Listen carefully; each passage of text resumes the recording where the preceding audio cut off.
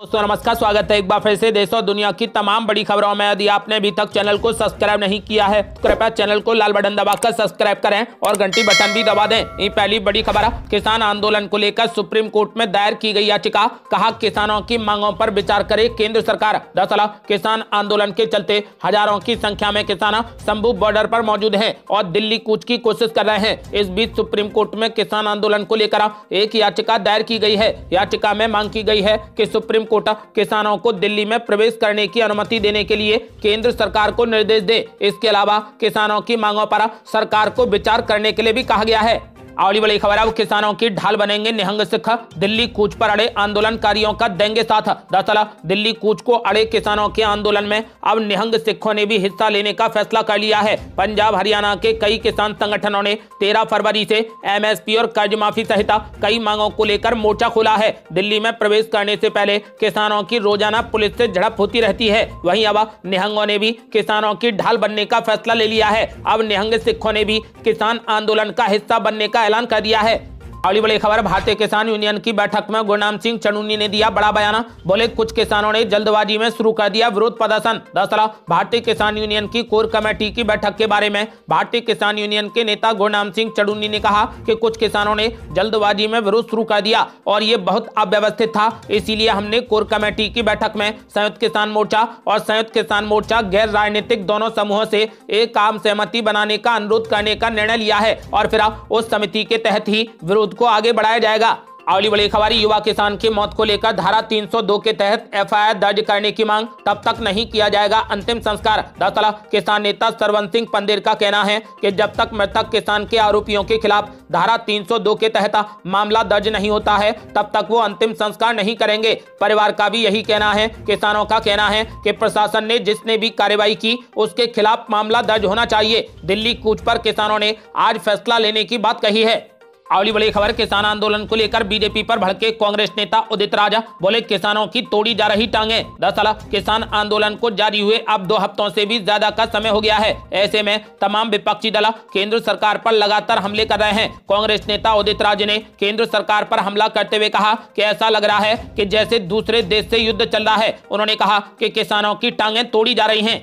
अगली बड़ी खबर, विशेषज्ञों ने किया बड़ा खुलासा, किसानों को एमएसपी की गारंटी देना असंभव है। दरअसल बिजनेस टुडे के मुताबिक इसको लेकर विशेषज्ञों का मानना है कि एमएसपी के लिए कानून की गारंटी लागू करना सरकार के लिए मुश्किल हो सकता है। सरकार ने भी संकेत दिए हैं कि एमएसपी पर कानून लाना संभव नहीं है। सरकार से जुड़े सूत्रों की अगर माने तो एमएसपी गारंटी कानून अगर लाया जाता है तो सरकार पर आर्थिक भार बढ़ेगा, जो सालाना लगभग 10 लाख करोड़ रुपए तक का हो सकता है। फिलहाल विशेषज्ञों का कहना है कि सरकार के लिए किसानों को एमएसपी की गारंटी देना संभव नहीं है।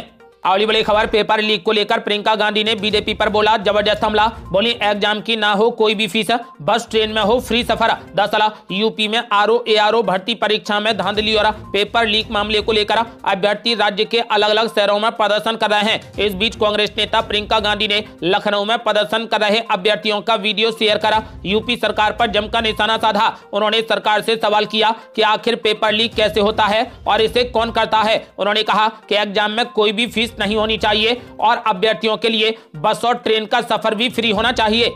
अगली बड़ी खबर, बिहार में फ्री बिजली की मांग पर मुख्यमंत्री नीतीश कुमार ने दे दिया 2 टूक जवाब, बोले फ्री नहीं मिलेगी बिजली। दरअसल बिहार विधानसभा में बिजली टैरिफ को लेकर बहस हुई। इस दौरान बिजली टैरिफ के मुद्दे पर मुख्यमंत्री नीतीश कुमार विपक्ष पर आग बबूला हो गए। उन्होंने कहा हम शुरू से ही कह रहे हैं कि ये मुफ्त में नहीं दिया जाएगा। उन्होंने कहा कि हम इसे बहुत कम कीमत पर उपलब्ध कराते हैं, सुरक्षित रहे इसीलिए कम पैसे में देते हैं। उन्होंने कहा कि कुछ राज्यों में घोषणा कर देते हैं कि मुफ्त बिजली देंगे, लेकिन हमने ऐसी कभी घोषणा नहीं की है। उन्होंने कहा कि कम कीमत में उपलब्ध कराएंगे लेकिन फ्री नहीं देंगे। अगली बड़ी खबर, कांग्रेस पार्टी पर ईडी का कसा शिकंजा, अब कांग्रेस के एक और दिग्गज को ईडी ने भेजा समन। दरअसल कांग्रेस के वरिष्ठ नेता हरक सिंह रावत को ईडी ने वन विभाग की जमीन पर अवैध कब्जा कर पेड़ काटने के मामले में समन भेजा है। उन्हें केंद्रीय जांच एजेंसी ने मामले में पूछताछ के लिए 29 फरवरी को दिल्ली बुलाया है। साथ ही ईडी ने उत्तराखंड के पूर्व मंत्री हरक सिंह रावत की बहू को भी समन भेजकर पूछताछ के लिए 7 मार्च को बुलाया है। अगली बड़ी खबर, पेपर लीक को लेकर राहुल गांधी ने प्रधानमंत्री मोदी पर बोला जबरदस्त जबरदस्त हमला, ठेठ बनारसी अंदाज में बोले कि मोदी सुना रहे हैं नानी को ननिहाल का हाल। दरअसल कांग्रेस पार्टी के पूर्व प्रमुख राहुल गांधी ने प्रधानमंत्री नरेंद्र मोदी पर जबरदस्त हमला बोला। उन्होंने कहा कि लखनऊ से प्रयागराज तक पुलिस भर्ती पेपर लीक को लेकर युवा सड़कों पर हैं और वहां से मात्र 100 किलोमीटर दूर वाराणसी में प्रधानमंत्री नरेंद्र मोदी युवाओं के नाम पर युवाओं को ही बरगला रहे हैं। इसी ट्वीट में राहुल गांधी ने कहा कि ठेठ बनारसी अंदाज में कहें तो मोदी जी नानी को ननिहाल का हाल सुना रहे हैं। अगली बड़ी खबर, गूगल ने प्रधानमंत्री मोदी पर दिया विवादित जवाब। अब गूगल को नोटिस देने की तैयारी में सरकार। दरअसल प्रधानमंत्री नरेंद्र मोदी से जुड़े सवाल को लेकर केंद्र सरकार गूगल को नोटिस भेजने की तैयारी में है। केंद्रीय इलेक्ट्रॉनिक्स और आईटी मंत्री राजीव चंद्रशेखर ने गूगल के एआई प्लेटफॉर्म जेमिनी की प्रतिक्रिया को उल्लंघन करार दिया है। आईटी मंत्री राजीव चंद्रशेखर ने एक पत्रकार के पोस्ट पर प्रतिक्रिया देते हुए आईटी नियम 3(1)(b) का हवाला दिया और कहा कि जेमिनी कई आपराधिक संहिता का उल्लंघन करता है। आपको बता दें कि अब सरकार गूगल को नोटिस देने की तैयारी में है। अगली बड़ी खबर, समाजवादी पार्टी और कांग्रेस के गठबंधन को नहीं हुए 4 दिन और बगावत हो गई शुरू। फर्रुखाबाद नहीं मिला तो आग बबूला हो गए सलमान खुर्शीद। दरअसल समाजवादी पार्टी और कांग्रेस ने लोकसभा चुनाव के लिए उत्तर प्रदेश में एक साथ ताल ठोकने का फैसला लिया है। इस गठबंधन के ऐलान को अभी 4 दिन भी नहीं हुए हैं कि कांग्रेस के भीतर ही बगावती सुर सुनाई देने लगे हैं। ये सुर पार्टी के वरिष्ठ नेता सलमान खुर्शीद की ओर से निकले हैं। पूर्व विदेश मंत्री सलमान खुर्शीद ने कहा कि फर्रुखाबाद से मेरे रिश्तों को कितने इम्तिहान का सामना करना पड़ेगा। उन्होंने कहा कि सवाल मेरा नहीं पर हमारे सबके मुस्तकबिल का है, आने वाली नस्लों का है। किस्मत के फैसलों के सामने मैं कभी झुका नहीं, टूट सकता हूं लेकिन झुकूंगा नहीं। सलमान खुर्शीद ने कहा कि तुम साथ देने का वादा करो और मैं नगमे सुनाता रहूं। अगली बड़ी खबर, राहुल गांधी को लगा बड़ा झटका। अमित शाह के खिलाफ टिप्पणी मामले में हाई कोर्ट ने खारिज कर दी याचिका। दरअसल झारखंड हाई कोर्ट से कांग्रेस सांसद राहुल गांधी को बड़ा झटका लगा है। 2018 में अमित शाह पर टिप्पणी मामले में उनकी याचिका खारिज कर दी गई है। एमपी एमएलए कोर्ट के समन के खिलाफ हाई कोर्ट में दाखिल याचिका खारिज की गई है। अब इस मामले में उनके खिलाफ निचले कोर्ट में ट्रायल चलेगा। अगली बड़ी खबर, अब इंडिया गठबंधन होने लगा मजबूत। अब ममता बनर्जी को भी मनाएंगे राहुल गांधी। दरअसल दिल्ली में आम आदमी पार्टी और कांग्रेस के बीच में सीटों को लेकर करीब करीब फार्मूला तय हो गया है। हालांकि यहां पर भी एक सीट को लेकर बात अटकी हुई है। हालांकि यूपी में राहुल गांधी और अखिलेश यादव के बीच में बात बन गई है। वहीं अब कांग्रेस के पास अगला चैलेंज बंगाल में ममता बनर्जी को सीटों के नए फार्मूले पर राजी करना है। सूत्रों के मुताबिक कांग्रेस और टीएमसी गठबंधन का नया संभावित फार्मूला अब सामने आ गया है। इस फार्मूले के मुताबिक कांग्रेस बंगाल में 5 सीटें मांग रही है। बदले में टीएमसी मेघालय में 1 और असम में 2 सीटें चाहती है। आपको बता दें कि अब जल्द राहुल गांधी ममता बनर्जी से बात कर इस फार्मूले पर चर्चा करेंगे। अगली बड़ी खबर, कांग्रेस और आम आदमी पार्टी के गठबंधन पर शहजाद पूनावाला ने बोला जबरदस्त हमला।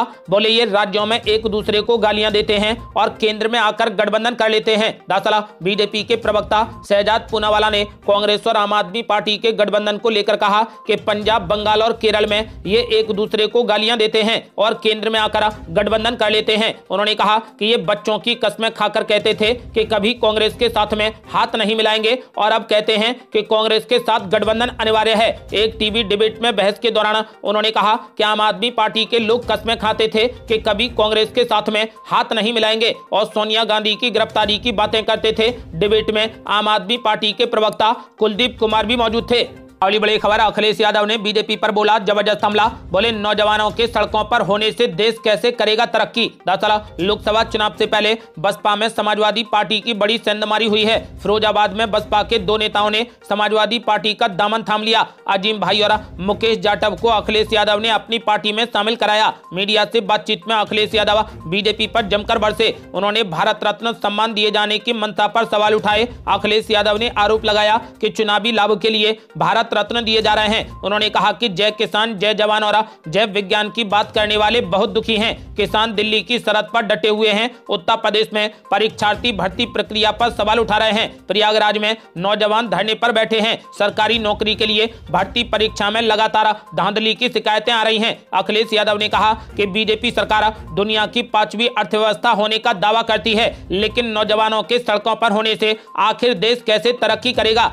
अगली बड़ी खबर, कृष्ण जन्मभूमि और शाही ईदगाह मामले में मुस्लिम पक्ष की बहस नहीं हुई पूरी, अब 29 फरवरी को फिर से होगी सुनवाई। दरअसल मथुरा की श्री कृष्ण जन्मभूमि और शाही ईदगाह मस्जिद विवाद को लेकर दाखिल अर्जियों पर इलाहाबाद हाईकोर्ट में सुनवाई हुई। आज की सुनवाई में हिंदू पक्ष की तरफ से दाखिल की गई याचिकाओं की पोषणीयता पर बहस हुई। आज मुख्य रूप से मुस्लिम पक्ष ने अपनी दलीलें पेश की। मुस्लिम पक्ष की बहस आज भी पूरी नहीं हो सकी। अब इस मामले में अगली सुनवाई 19 फरवरी को होगी। आपको बता दें कि 19 फरवरी को भी मुस्लिम पक्ष अपनी बहस जारी रखेगा। मुस्लिम पक्ष की बहस पूरी होने के बाद हिंदू पक्ष को अपनी दलीलें पेश करने का मौका मिलेगा। अगली बड़ी खबर, अजमेर दरगाह के दीवान सैयद जैनुल आबिदीन का बड़ा बयान, बोले मथुरा और काशी जैसे मसलों का समाधान कोर्ट के बाहर तलाशना होगा। दरअसल अजमेर दरगाह के आध्यात्मिक प्रमुख दीवान सैयद जैनुल आबिदीन अली खान ने कहा कि राजनीतिक दलों को मथुरा और काशी जैसे मसलों का समाधान अदालतों के बाहर ढूंढने का प्रयास करना चाहिए। उन्होंने कहा कि अगर कोई भी मसला